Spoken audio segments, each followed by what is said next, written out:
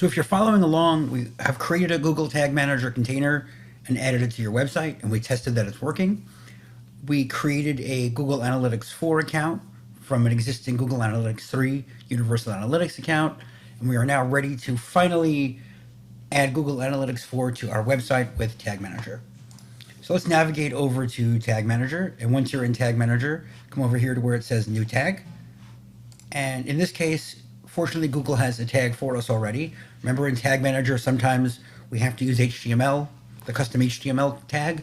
Here we have a GA4 tag. So I like to have GA4, I label what it is, GA4.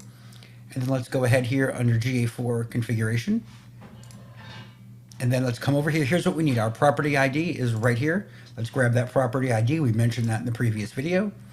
And under here, we're going to click all pages as our trigger. And again, there's another shot of what our measurement ID looks like, a little bit bigger. And so over here now, we are in our GA4 tag configuration. Add your measurement ID and just have a page view event when this loads. Now the next thing we're going to see here is that we have made the update to the workspace. So let's go ahead and submit the workspace. I like to add added GA4, just the basics.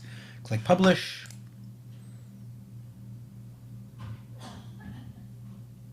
Now, in order to test that we've done it correctly, let's go ahead and connect Tag Assistant to our website like we did before. So what you're going to do is you're going to click Preview over here, and then you'll get Tag Assistant. So I want you to type in the name of your website and click Connect.